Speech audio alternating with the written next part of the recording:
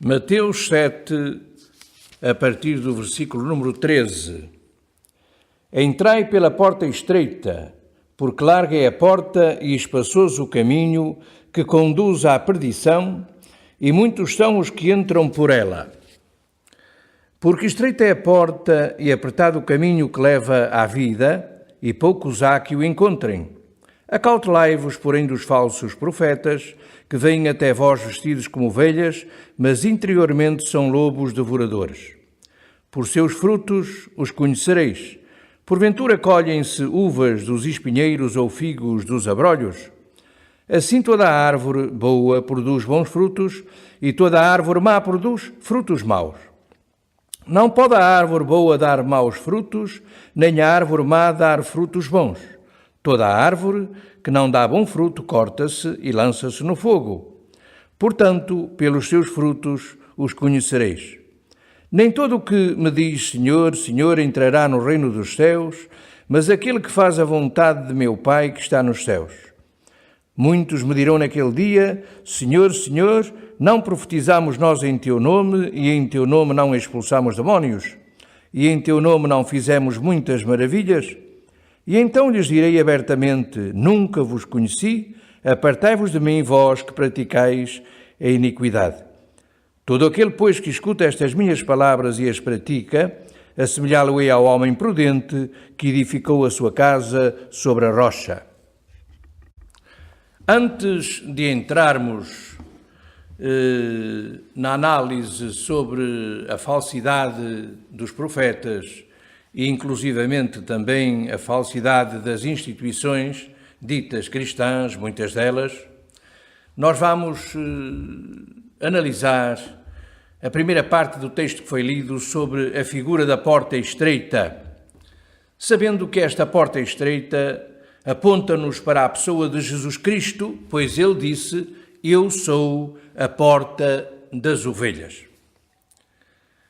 No entanto, esta porta estreita, que o Senhor mostra que deve ser o caminho pelo qual nós devemos trilhar, ela é uma porta que foi por demais alargada pela religião, a religião do facilitismo, a religião de que eu posso entrar pagando alguma coisa, a religião que me mostra que se eu fizer isto ou aquele outro, eu tenho a benesse de uma entrada mais facilitada, quando o Senhor diz que quem quiser ir após ele teria de tomar a sua cruz e segui-lo. Se por um lado Jesus nos aponta uma porta relativamente estreita, eu digo relativamente porque todo aquele que o aceita trilha essa porta com alguma alegria, ela torna-se apertadíssima quando alguém quer passar por ela em sinceridade. É real que o Senhor nos convida, é real que esta porta, conforme foi dito há pouco, é fácil de seguir pelo amor ao Senhor, mas ela realmente é apertada para aqueles que querem entrar sem deixar o mundo. Esta porta, meus queridos irmãos e irmãs, não permite a entrada aos pares. Ela permite a entrada individualmente. Aquele que perseverar até ao fim será salvo. Aqui eu vou deitar mão de uma figura interessante que nós encontramos na revelação do Senhor, em que eram mostrados vários caminhos. E cada caminho tinha à sua porta um guardião ou um porteiro. E as pessoas perguntavam o que era necessário fazer para trilhar aquele caminho. E o porteiro indicava-lhes pagar um valor, fazer uma coisa, fazer outra, e poderiam entrar. A pessoa seguiu estes vários caminhos, ouviu aquilo que lhe era dito pelos porteiros, mas chegou a um em que o guardião estava não propriamente desleixado, mas despreocupado à porta daquele caminho. E naquele caminho não se via ninguém. E a pessoa perguntou, logicamente, olha, o que é necessário fazer para entrar por este caminho? O guardião disse, não, nada. Tenho de pagar alguma coisa? Não. A única coisa que é necessário à entrada é deixar tudo. E quando terminar o caminho, tudo aquilo que deixou é-lhe retribuído com juros.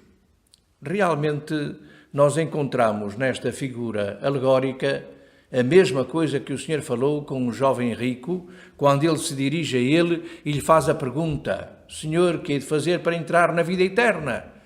E o Senhor responde aquilo que todos nós conhecemos. Cumpre os mandamentos, honra teu pai, honra tua mãe, e a resposta é: Senhor, eu tenho feito isso desde a minha meninice. E o Senhor diz-lhe: então, se queres ser perfeito, vai, vende tudo aquilo que tens, distribui pelos pobres e depois vem e segue-me. Daí a razão de que nós devemos tomar cuidado com tudo aquilo que se nos apresenta um cristianismo de facilitismo. Uma coisa assim parecida como quem toca ou compra um bilhete e acha que tem a garantia do transporte.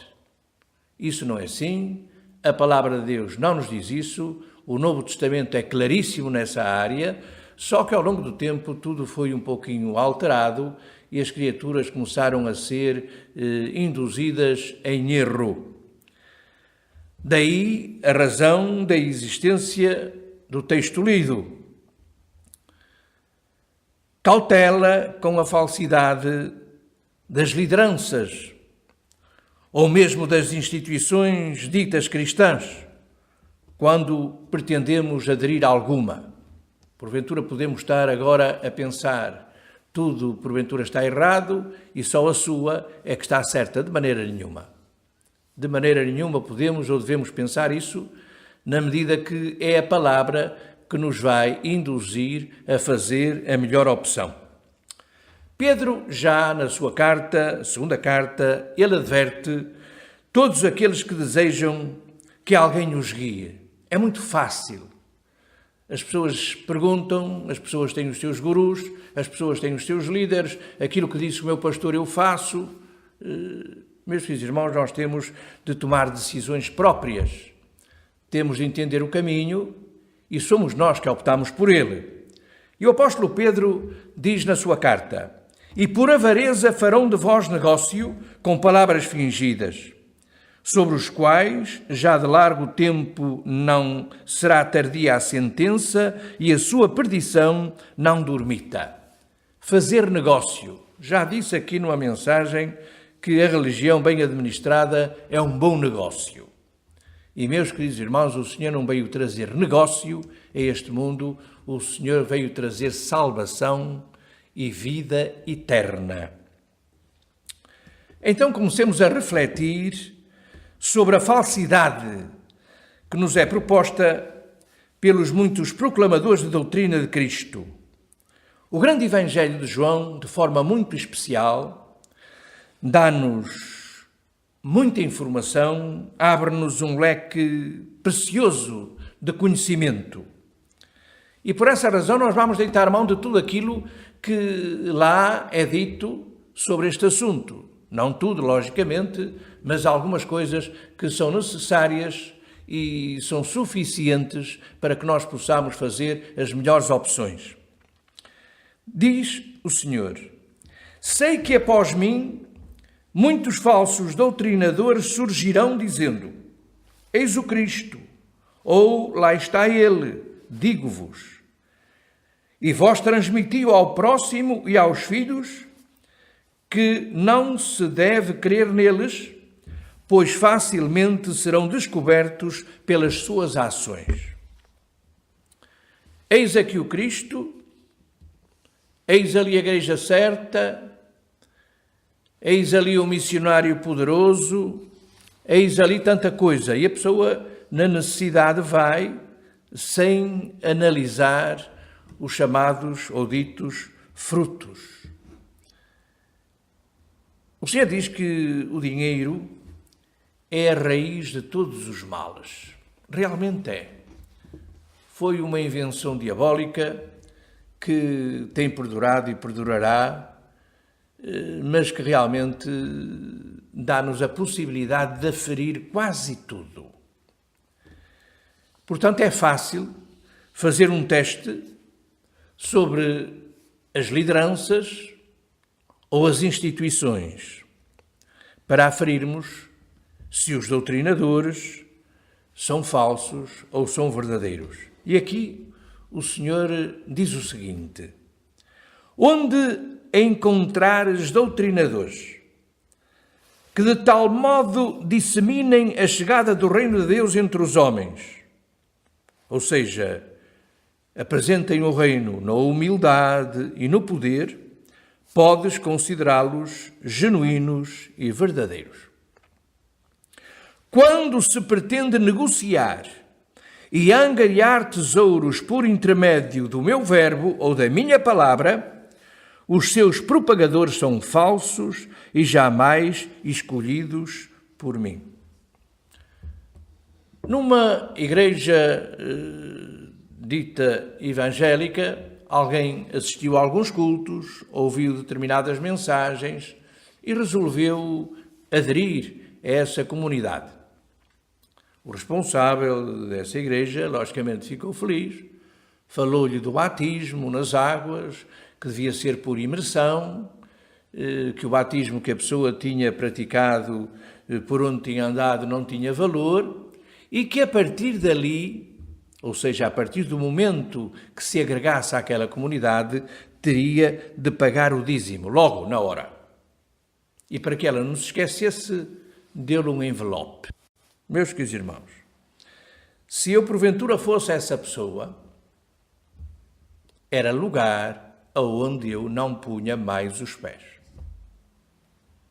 Porque o Senhor fala aqui claro que quando o dinheiro, quando a extorsão das criaturas que procuram o caminho do Senhor vem adiante, ao lado ou atrás, é lugar que nós devemos ter em alguma atenção.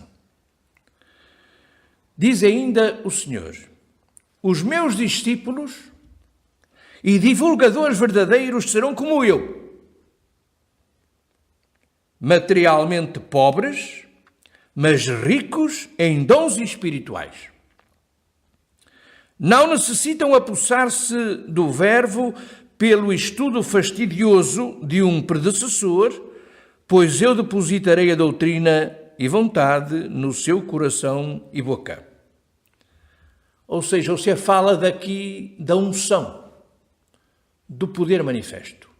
E louvado seja o seu nome, ainda nos nossos dias, é possível verificar que existem homens e mulheres com esta capacidade.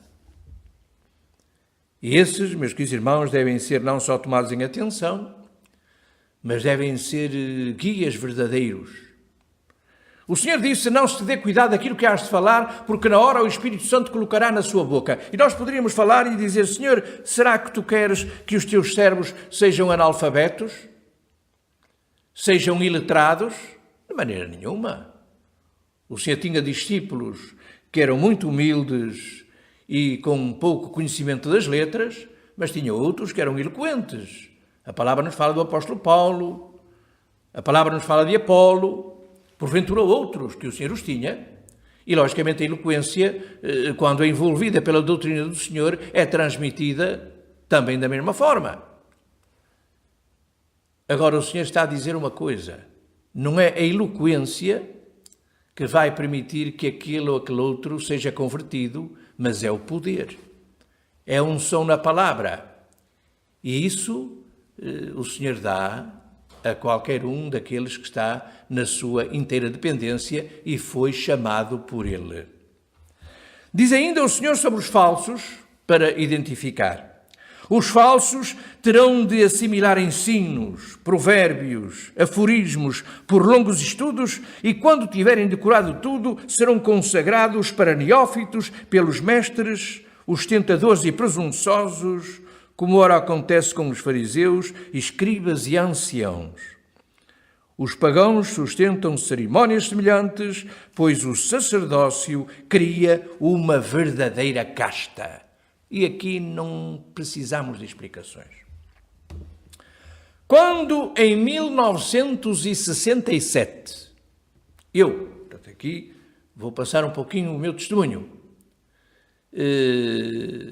tomei conhecimento de Jesus de forma diferente, comecei a ler a palavra. Eu já desde criança tinha desejo de seguir o Senhor. E logicamente no lugar onde eu me encontrava, e a maioria já passou por lá, eu tinha de frequentar o seminário, tinha de ter terminado os anos de estudos e depois cá está aquilo que o Senhor aqui fala, as tais consagrações, tal evolução na hierarquia e por aí fora, e então poderia servi-lo. E eu disse, Senhor, eu quero servir-te, mas quero ser chamado como foram chamados os teus discípulos.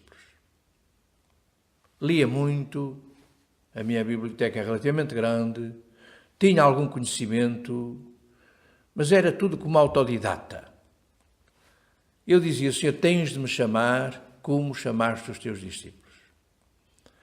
Demorou algum tempo e em 1979 o Senhor chamou-me dessa forma, sem frequência de escolas bíblicas, sem frequência de seminários, mas o Senhor chamou-me e disse-me que me queria para proclamador da sua palavra e até o dia de hoje, pela sua graça, eu continuo procurando dar testemunho e não escandalizando ninguém daqueles que se junta comigo. Portanto, vemos, meus irmãos, que é muito fácil aferir tudo isso. Claro que não estamos dizendo que uma escola bíblica não tem alguma utilidade, mas estamos dizendo que a escola bíblica sem unção não vale nada e unção sem escola bíblica tem muito valor. Depois vamos ver agora uma profecia de Jesus que resume como seria no futuro a divulgação do seu verbo. Parece que muitas vezes nós achamos que o Senhor não tem poder ou não teve poder para manter a sua doutrina na pureza desde o momento em que ele a transmitiu. Claro que tem, mas a doutrina foi transmitida a homens e a mulheres. Homens e mulheres com livre-arbítrio, com capacidade de alterar, com capacidade de ser rigorosos, portanto, com uma capacidade de escolha. E ao longo do tempo muita coisa foi alterada, mas não esqueçamos que o Senhor já havia profetizado que isso ia realmente acontecer. Diz o Senhor, no decorrer das mensagens, de tudo o que ensinei e demonstrei no vasto país dos judeus, a maior parte caiu em esquecimento, passados 500 anos. Ou então foi mesclada novamente às antigas incoerências, de sorte que ninguém mais descobria a pura verdade.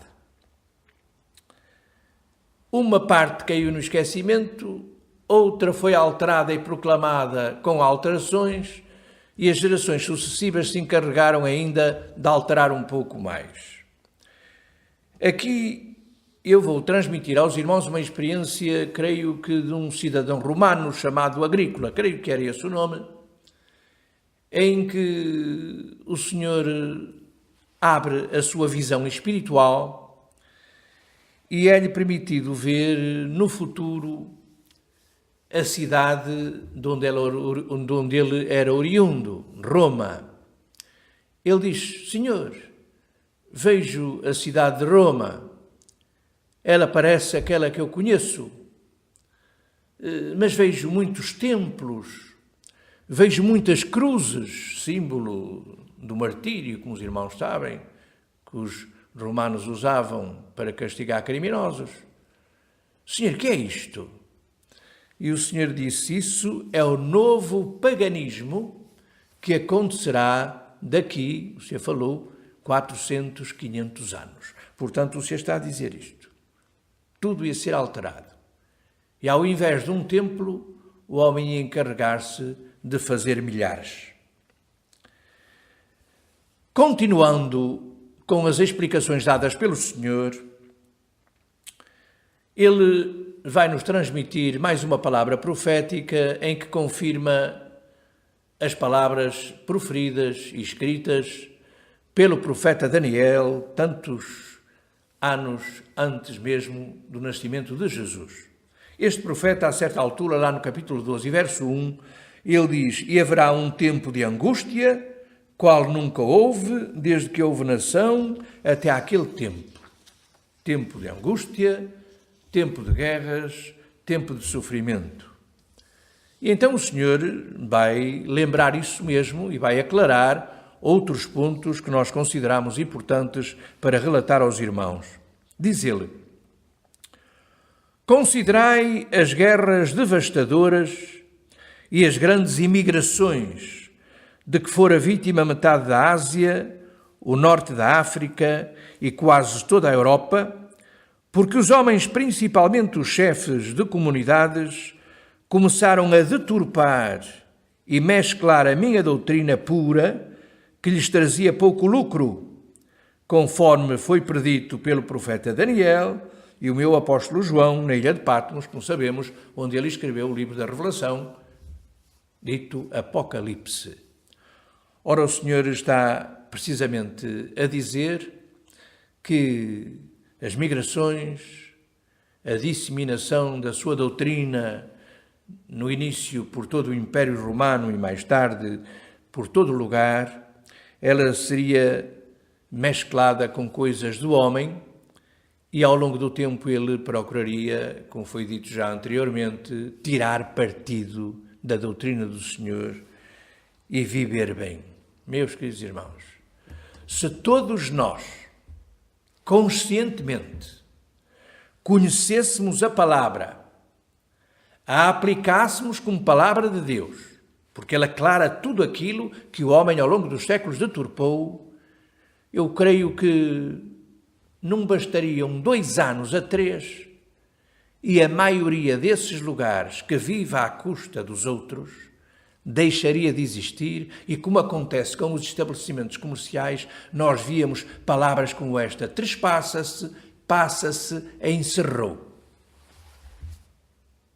E então nós começaríamos a buscar o Senhor em verdade, sabendo que a sua palavra é verdade, sabendo que quando estiverem 2 ou 3 reunidos no meu nome, eu estarei no meio deles.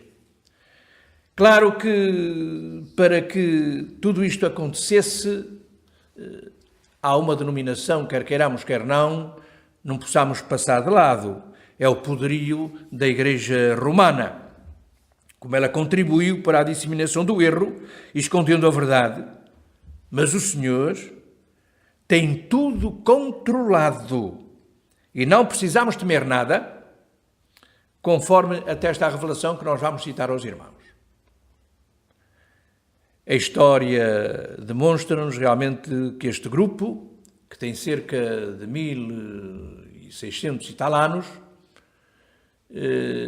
tem feito muito mal. Claro que o Senhor também diz uma coisa que é correta. Esta igreja realmente não está 100% na verdade, embora a tenha dentro de si. Ela realmente é uma meretriz, como diz lá o livro do Apocalipse, no capítulo 17 e 18, mas o Senhor salvaguarda uma coisa muito importante que nós devemos ter em atenção. Esta igreja pode ser tudo isto, mas ela tem-me dado filhos excepcionais. Meus queridos irmãos, e a história atesta isso, não só a história do passado, mas a história recente. Deste lugar, desta comunidade, desta igreja, têm saído homens e mulheres de exceção. Pessoas que, embora eles considerem santas porque acharam por decreto que elas seriam santas, elas são mesmo. Elas estão junto do Senhor. Portanto, cuidado também quando no nosso julgamento procuramos retirar tudo. Não é assim. Tem dado ao Senhor filhos excepcionais. Mas o Senhor diz, então, nas catacumbas de Roma, nos mosteiros da Espanha e da Itália, e também na Alemanha, ainda se encontram várias anotações de grande importância da minha passagem. Portanto, há escritos.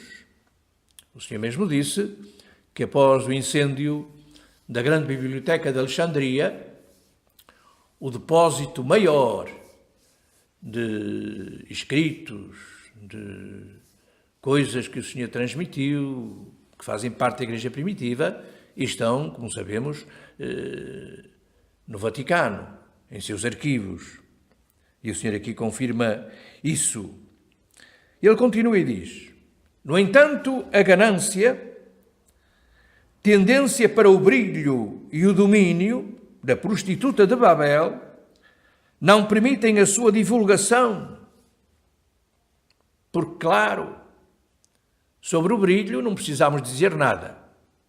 Não há religião nenhuma à face da terra, salvo o que saiu dela, na ortodoxia grega ou russa, que tenha tamanho brilho. É um facto. Mas o Senhor fala aqui da ganância e tendência para esta riqueza, e por essa razão não trazem à clareza do conhecimento geral aquilo que tem em seu depósito. E o Senhor diz porquê? Por medo e preocupação de se trair e ser chamado à responsabilidade perante todo o mundo. O desdenhoso motivo, sendo evidente, dispensa elucidação e não somos nós que a vamos dar. Continuando nesta reflexão, para que os nossos olhos, chamemos assim, sejam abertos e as nossas opções sejam conscientes,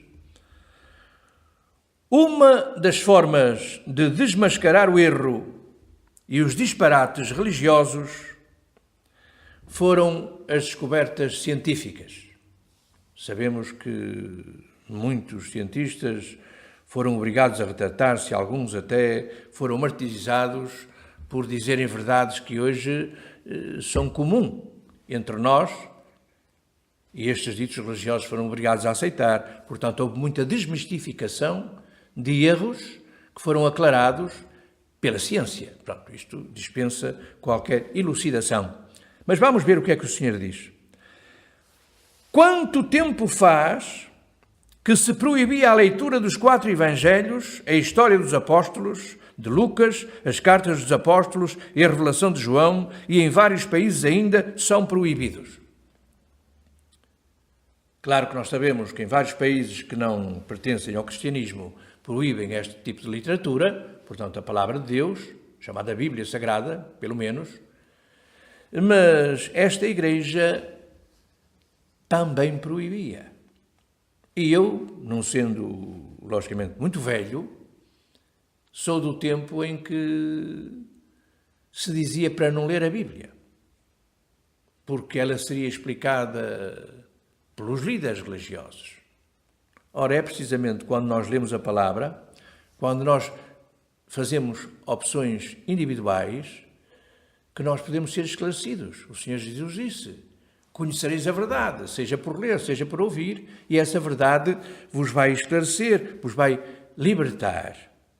Continua ainda o Senhor: como se obstinam contra a luz do meu raio científico, então do levante ao poente tudo o que existe na terra começou a iluminar-se. E isto há mais de 300 anos. Devemos considerar que estas palavras foram pronunciadas por Jesus no final do século XIX. E, portanto, 300 anos antes já poderíamos dizer que a era da ciência já estava bem desenvolvida e estava a caminho do que nunca mais para, como nós conhecemos e sabemos do nosso tempo. Esta luz brilha cada vez mais, de sorte que nesta época os recintos mais ocultos e secretos da Babel, antigamente tão grande e poderosa, ora se acham desvendados. Portanto, este poderio começou a deixar de existir. Hoje, muitas coisas que eram aceites passaram a ser alteradas e nós só temos de glorificar o Senhor porque esta realidade não tem mais retorno. Eu creio, meus irmãos, que chegou a hora de nós vestirmos uma vestimenta nova e usarmos uma embalagem nova, um odre novo para o vinho que também por si é novo. Não mais devemos fazer remendos na nossa vestimenta, nem usar recipientes sujos do passado. E o Senhor diz isso de forma clara quando anuncia estas palavras transmitidas ao profeta Lorber, louvado seja o Senhor por isso, e que chegaram aos nossos dias e chegaram a cada um de nós. Diz o Senhor: quero terminar com a prostituição de Babel, ou a confusão. E esta Babel não podemos identificar somente com um sistema religioso, mas com muita coisa que está à nossa roda, que é pura mentira, por demais duradoura. A partir de agora, tudo terá que surgir em força e poder novos e perdurar até ao fim dos tempos desta terra. E aqui o Senhor aconselha: todos se devem banhar e aquecer na luz da minha doutrina celeste, e os meus verdadeiros seguidores e amigos entrarão em uma constante comunhão com os meus anjos, portanto comigo, como foi em época remota. Ou seja, ligação com o Senhor, e conforme Ele disse, Ele não nos deixou, Ele não nos deixaria órfãos da sua pessoa, através do seu Espírito, através da sua palavra. Claro que o Senhor não está a dizer aqui para que nós agora vamos debandar dos lugares onde estamos. Este é católico, vai deixar de o ser, aquele é protestante, vai deixar a igreja, e depois eu pergunto: o que é que vai fazer? E a resposta é: vamos fazer outra. Irmãos, vamos deixar de brincadeiras. Não é nada disso que o Senhor está a dizer. Sejamos somente luz onde nos encontramos. Vamos transmitindo, vamos colocando semente, vamos dizendo a este irmão, vamos dizendo àquela irmã: olhe, leia a palavra do Senhor, leia esta revelação, procure fazer a opção certa, e as pessoas então começam a fazer as suas decisões. Tudo, meus queridos irmãos, que nós vemos ao nosso redor, portanto, igrejas, templos, toda essa coisa vai a continuar, não vai desaparecer de um momento para o outro, vai continuar até aquele grande dia que o Senhor sabe, numa obra que o Senhor nos revelou e que está patente no nosso site denominado O Novo Templo. A certo passo o Senhor diz: o novo templo é a nova terra. Portanto, enquanto a velha terra existir, estes templos e estas coisas vão continuar a existir, mas no meio deles há alguém, porventura nós, que conhecemos a palavra em mais profundidade, sabemos a doutrina do Senhor e temos de ser, logicamente, sal e luz no meio dos nossos irmãos. Em todas as circunstâncias, estou eu na ponta, diz o Senhor, e não pode haver desordem em prejuízo dos que em mim acreditam. Saberei manter a minha doutrina inteiramente pura até ao fim dos tempos. Louvado seja o seu nome. Sendo poucos, sendo muitos, não interessa, a doutrina do Senhor, ela irá manter-se pura, Ele vai zelar e velar por isso. E o Senhor dá uma garantia aos seus, àqueles que procuram uma intimidade grande com Ele. Diz o Senhor: entre os meus ficarei até ao fim dos tempos, visitando-os sem distinção, como seu professor em todos os assuntos. Não precisamos que alguém nos diga, não precisamos que alguém nos explique, porque nós conhecemos verdadeiramente o Senhor. Este raio profetizado pelo Senhor, conforme vai ser citado, é a disseminação da sua doutrina nos nossos dias. É um raio, é vertiginoso. Meus queridos irmãos, o meio extraordinário que o homem inventou e que se chama internet, eu creio que faz parte deste raio. Uma mensagem transmitida neste momento, num determinado lugar do globo, ela, numa fração de segundos, ela chega ao outro extremo. E o Senhor diz: virei qual raio a iluminar do levante ao poente, esclarecendo tudo que era escuro e trevoso sobre a terra. A forte luz deste raio dizimará os adversários, assim como a do corisco mata caranguejos ao serem atingidos por ele. Refiro-me àqueles que temem o progresso espiritual, sentindo saudades da matéria, como os israelitas das caçarolas cheias de carne do Egito atrasado. Há muita gente que se apega, firma ao passado e quase que é impossível transmitir-lhe algo de novo. Mas nunca esqueçamos que o Senhor conhece os que são seus e, embora a fé não seja de todos, ela é de alguns. E como nós não sabemos de quem é, a nossa função é disseminar a palavra como qual semente, e o Senhor irá encarregar-se dela cair em bom terreno, em bom coração ou num coração mais duro. Portanto, meus queridos irmãos, nós devemos aproveitar este raio luminoso da verdade, que é a luz completa. É um abrir de conhecimento geral que nós podemos dizer: Senhor, eu creio que não há ponto que não fosse esclarecido por Ti, seja desta terra, seja do futuro, seja do além, seja daquilo que acontecerá ao homem. Tudo o Senhor nos tem explicado.